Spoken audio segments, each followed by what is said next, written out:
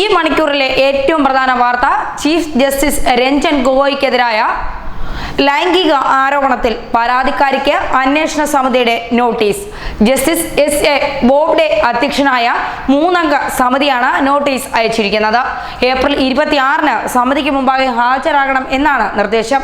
പരാതിയുമായി ബന്ധപ്പെട്ട എല്ലാ രേഖകളും ഹാജരാക്കാൻ രജിസ്ട്രാർക്ക് നിർദ്ദേശം നൽകിയിട്ടുണ്ട്. പരാതി അന്വേഷിക്കാൻ ഇന്നലെയാണ് 3-അംഗ സമിതി രൂപീകരിച്ചത്. ജസ്റ്റിസ് എൻ.വി. രമണ, ഇന്ദിരാ ബാനർജി എന്നിവരടങ്ങിയ ഈ സമിതിയാണ് പരാതിയിലെ തുടർ നടപടികൾ സ്വീകരിക്കുക. എന്തായാലും ഇന്ത്യയെ തന്നെ ഞെട്ടിച്ച സംഭവമായിരുന്നു ചീഫ് ജസ്റ്റിസിനെതിരെ ഒരു ലൈംഗിക ആരോപണ പരാതി ഉന്നയിച്ചത്. എന്നാൽ ചീഫ് ജസ്റ്റിസ് രഞ്ജൻ ഗൊഗോയെ ലൈംഗിക ആരോപണത്തിൽ കൊടുക്കാൻ 1.5 കോടി രൂപ വാഗ്ദാനം ലഭിച്ചെന്ന അഭിഭാഷകനായ ഉത്സവ് സിംഗ് ബെയ്സിന്റെ സത്യവാങ്മൂലം സുപ്രീം കോടതി ഇന്ന് പരിശോധിക്കും. സത്യവാങ്മൂലം പരിശോധിക്കാനായി ഇന്നലെ കോടതി ചേർന്നെങ്കിലും അഭിഭാഷകൻ കോടതിയിൽ എത്താത്തത് കൊണ്ട് കേസ് ഇന്നത്തേക്ക് മാറ്റുകയായിരുന്നു. കോടതിയിൽ ഹാജരാകാൻ അഭിഭാഷകന് നോട്ടീസും നൽകിയിട്ടുണ്ട്. ജസ്റ്റിസുമാരായ അരുൺ മിശ്ര, റോഹിന്തൻ നരുമാൻ, ദീപക് ഗുപ്ത എന്നിവരാണ് കേസ് പരിഗണിക്കുക.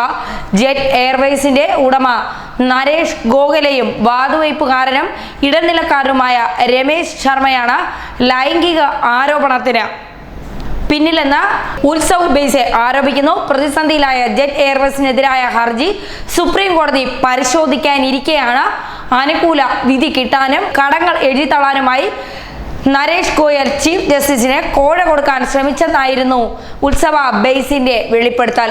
ചീഫ് ജസ്റ്റിസിനെതിരെ പരാതി നൽകിയ പരാതിക്കാരിക്ക് നോട്ടീസ് അയച്ചിരിക്കുന്നു. അത് തന്നെയാണ് ഈ മണിക്കൂറിലെ പ്രധാന വാർത്തയും.